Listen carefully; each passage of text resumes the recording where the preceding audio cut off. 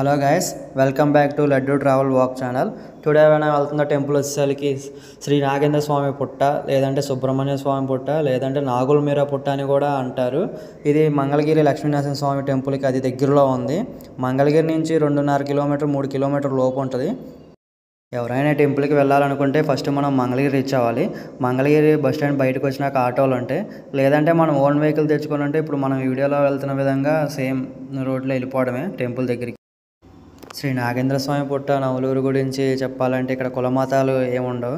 Muslims అయినా, Hindus అయినా, Christians అయినా వచ్చి దర్శించుకొని పూజలు చేసుకుంటారు. చాలా నమ్మకం ఇక్కడ ప్రజలకి నవలూరు పుట్ట అంటే. ఇదే మనకి మెయిన్ ఎంట్రన్స్ టెంపుల్కి వెళ్ళడానికి. నవలూరుని పూర్వం నాగులూరు అని పిలిచేవాళ్ళు, కాలక్రమం నవలూరు అని పిలుస్తున్నారు. మనం ఎంట్రన్స్ నుంచి లోపలికి ఎంటర్ అవ్వగానే స్టార్టింగ్లోనే మనకి సైడ్ మల్లె తోటలు కనిపిస్తూ ఉంటాయి.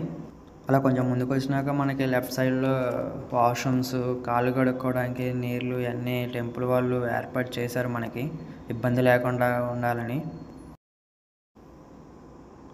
చాలామంది ఇక్కడ మొక్కుకున్న వాళ్ళు పొంగలు పెడుతూ ఉంటారు. అలాంటి వాళ్ళకి ఇబ్బంది లేకుండా ఇక్కడ పొయ్యిలు అనేది ఏర్పాటు చేశారు ఒక షెడ్లో.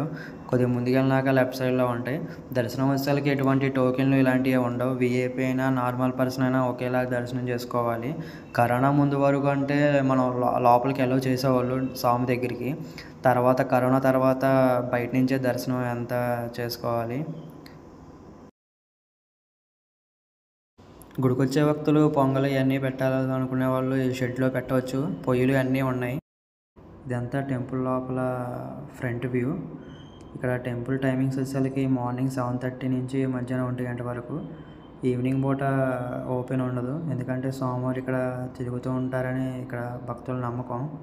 అందుకని భక్తులను ఎవరో లోపలికి రానివ్వరు ఈవినింగ్ టైంలో. ఇంకా శ్రీ నాగేంద్ర స్వామిని ఫస్ట్ దర్శించుకుంది మల్లయ్య తాత. ఈయన వాక్ చెప్తారు. వాక్ అంటే పూర్వం ఒంటి మీదకి దేవుడు వచ్చి వాక్ చెప్తారు కదా. అయితే వీళ్ళ వంశీకులే ఈ గుడిని పూజలు ఇవన్నీ చేస్తూ ఉంటారు. అయితే ఒకరోజు వీళ్ళకి కళ్ళలోకి నాగేంద్ర స్వామి వచ్చి కళ్యాణం చేపిండి అంటారు. వీళ్ళకి సరిగ్గా అర్థం కాక రాగి చెట్టుకను వేప చెట్టుకి కళ్యాణం చేస్తారు. అట్లా కొన్ని సంవత్సరాల తర్వాత కళ్యాణం చేయడానికి రెడీ చేసుకుంటుంటే ముందు రోజు రాగి చెట్టు, వేప చెట్టు ఏరులతో సహా ఎండిపోయింది. ఆ స్వామికి ఆగ్రహం వచ్చిందని వాళ్ళకి అప్పుడు అర్థమైతే కళ్యాణం చేయమంది నాగేంద్ర స్వామి కానీ నాగదేవత కానీ. తర్వాత ఇంకా స్వామివారికి కళ్యాణం చేయడం స్టార్ట్ చేశారు. ప్రతి సంవత్సరం కార్తీక మాసం చివరి వారంలో ఆదివారం పూట చేస్తారు నాగదేవతకి నాగేంద్ర స్వామి కళ్యాణం. ఈ కళ్యాణ రోజు ప్రజలు ఎక్కడెక్కడి నుంచో వస్తుంటారు. వాళ్ళు మొక్కులు చెల్లించుకోవడానికి, మొక్కులు సంతానం లేని వాళ్ళు, ఆరోగ్య సమస్యలు ఉన్నవాళ్ళు, పెళ్లి కానోళ్ళు వచ్చి కళ్యాణ రోజు స్వామివారిని అలా దర్శించుకొని పొట్టలో పాలు పోయడం వల్ల ఆరోగ్య సమస్యలు తగ్గుతాయని, పెళ్లి కాని వాళ్ళకి పెళ్లి కుదిరిద్దని, సంతానం లేని వాళ్ళకి సంతానం కలిగిద్దని ఇక్కడ ప్రజలు నమ్మకం. అంతేకాకుండా ఇక్కడ ఇంకో స్టోరీ చెప్తూ ఉంటారు ఇక్కడ వాళ్ళు. పూర్వం నాగుల మీరా అనే ముస్లిం అతనికి నాగేంద్ర స్వామి కళ్ళలోకి వచ్చి ఇక్కడ నేను పుట్టలో వెలిశాను, వెళ్ళి గుడి కట్టించు అని అన్నారని అంటారు. తర్వాత నాగుల మీరా వెతికి గుడి కట్టించి ఇక్కడ పూజలు అనేది చేయడం స్టార్ట్ చేశారు. అప్పటి నుంచి ముస్లిమ్స్ కూడా నాగేంద్ర స్వామికి పూజలు అనేది చేస్తూ ఉంటారని ఇక్కడ వాళ్ళు చెప్తున్నారు. నాగేంద్ర స్వామిని దర్శించుకున్న తర్వాత పక్కనే నాగేంద్ర స్వామి గుడికి ఆనుకునే చిన్న చిన్న టెంపుల్స్ అనేవి ఉంటాయి. చాలా బాగుంది, ప్రతి ఒక్కళ్ళు వెళ్ళి చూడండి. చిన్న పుట్ట కూడా ఒకటి ఉంది. అండ్ నాగేంద్ర స్వామి కూడా ఉన్నారు. ఎవ్రీ మంగళవారం ఇక్కడ అభిషేకాలు చేస్తుంటారంట. అన్నదానం కూడా ఉంది ఇక్కడ. సుబ్రహ్మణ్య స్వామి టెంపుల్ వచ్చేసరికి టైమింగ్ మార్నింగ్ 7:30 సూర్యోదయం తర్వాత ఓపెన్ చేస్తారు. 7:30 నుంచి మధ్యాహ్నం వరకే ఉంటుంది. సాయంత్రం పూట క్లోజ్ చేస్తారు. సోమవారం అక్కడ తిరుగుతారని అక్కడ ప్రజల నమ్మకం. లోపల ఆర్కిటెక్చర్ అంతా చాలా బాగుంది. సుబ్రహ్మణ్య స్వామి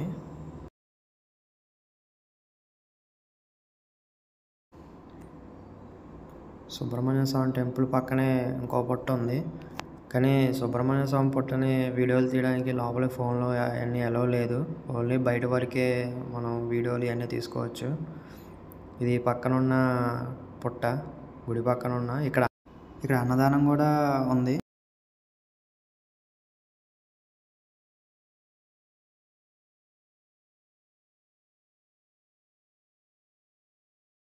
నాగేంద్ర స్వామి పక్కనే కొత్తగా సుబ్రహ్మణ్యం స్టాచ్యూ అనేది కడుతున్నారు పెద్దగా. అది ఇంకా కంప్లీట్ కాలేదు, పెయింటింగ్ వర్క్స్ జరుగుతుంది. ఇటు నుంచి అంటే దారి లేదు సరిగ్గా. ఇది వేరే దారి నుంచి చూపిస్తాను. ఇటు వెళ్ళొచ్చు ఇది కంప్లీట్ అయినాక, బట్ మనం మాత్రం ఇంకా వేరే రూట్లో నుంచి వెళ్దాం ఇప్పుడు. సుబ్రహ్మణ్య స్వామి పక్కన ఉన్న చెంచం టెంపుల్ బయట మాత్రం చాలా విశాలంగా చాలా పెద్ద ప్లేస్ ఉంది, చాలా బాగుంది. మనం ఎంతమంది వచ్చినా కూడా సిట్టింగ్కి, భోజనాలకి, వాటికి చాలా ఫ్యామిలీతో చాలా బాగుంటుంది. టెంపుల్ నుంచి బయటకు వచ్చినాక మనకి రైట్ సైడ్ తిరిగితే మట్టి రోడ్డు ఒకటి ఉంటుంది. ఆ రోడ్డు బార్కి వెళ్తే స్టాచ్యూ అనేది మనకి కనపడుతూ ఉంటుంది. చాలా పెద్దగా కడుతున్నారు. కలరు పెయింటింగ్స్ ఇవన్నీ ఇంకా కంప్లీట్ కాలే, చిన్న చిన్న వర్క్స్ ఉండే లోపల చేస్తున్నారు. దగ్గరికి వెళ్ళి చూద్దాం మనం.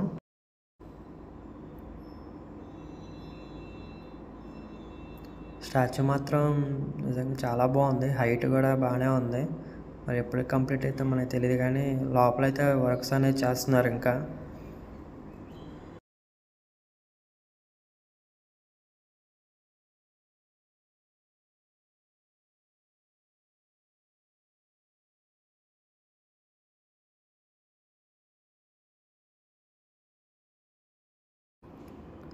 సుబ్రహ్మణ్య స్వామి స్టాచ్యూ ఫ్రంట్ వ్యూ ఇదంతా. మనకి లోపలికి వెళ్తానికి అలా పనులు చేస్తున్నారు. సో ఇదంతా మెయిన్ ఎంట్రన్స్ ఫ్రంట్ వ్యూ. లోపల పనులు అనేది చేస్తున్నారు, అదిగోండి.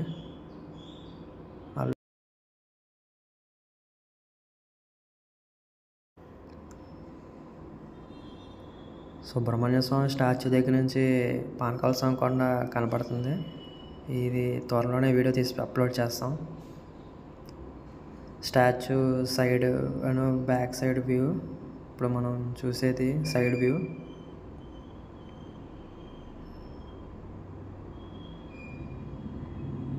ఒకసారి బ్యాక్కి వెళ్ళి చూద్దాం ఎలా ఉంటుందో.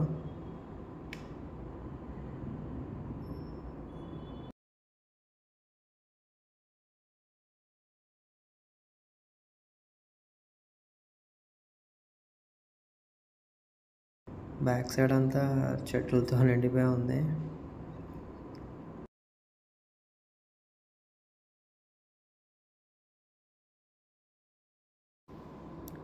ఇది స్టాచ్యూ వెనకాల మొత్తం